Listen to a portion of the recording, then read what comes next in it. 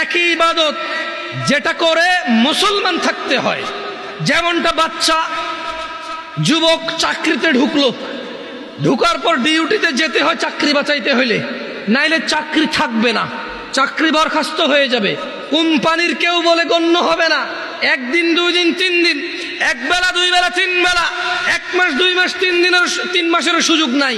2, 4, 10 দিন যদি ডিউটি ঠিক মতো না যায়, কোম্পানি তাকে বরখাস্ত করবে। এই কোম্পানির কেউ বলে গণ্য হবে না। বোনাস তো দূরের কথা, বেতন থাকবে না, বেতন তো দূরের কথা, চাকরি থাকবে না, চাকরি তো দূরের কথা, লাঞ্ছিত, বদনাম হবে, ডিউটি ফাঁকি দেয়, চোর বলে গণ্য হবে। নামাজ একই রকম ইবাদত। কোনো মানুষ যদি নিজেকে মুসলমান দাবি করে, সে প্রতিদিন 5 বার প্রমাণ করতে হবে সে মুসলমান, আদারওয়াইজ তার মুসলমানি তো টিকবে না।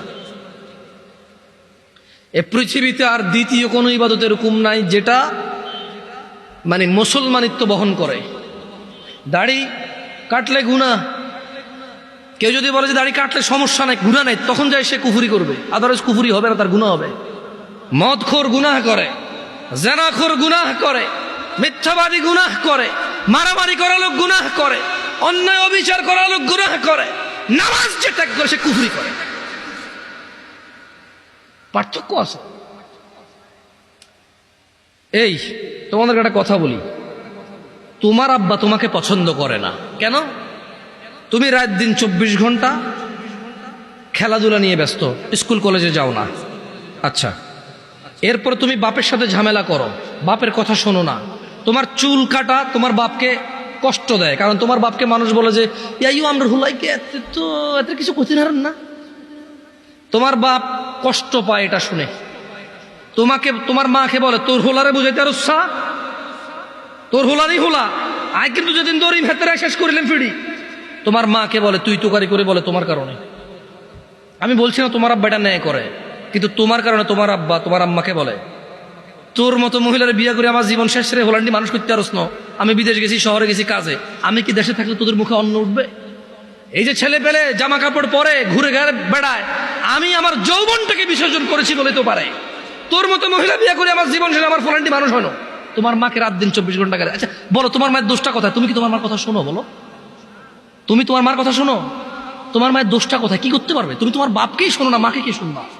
তোমার বাপ যখন দেখে আর কাউকে দোষ দিতে পারবে না, এখন তোমার মাকে দোষ দেবে।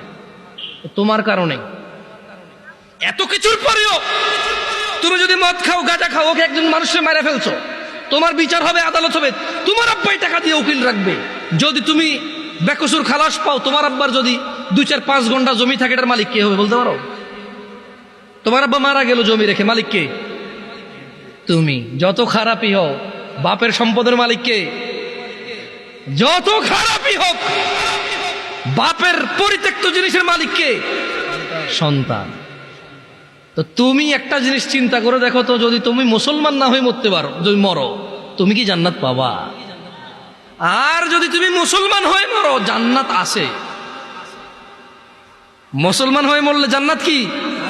যেমন তোমার বাপ তোমাকে ঘরে জায়গা দিবে না বলে তুমি জেঠার ঘরে, চাচার ঘরে যে আধা ঘন্টা, 1 ঘন্টা, 2 ঘন্টা থাকো, নানার বাড়ি যদি 2 দিন বেড়াও, তোমার মা আয়সা দিয়ে যায়, খালা আয়সা দিয়ে যায়, থাক ওরে মারিয়েন না, আর করবে না।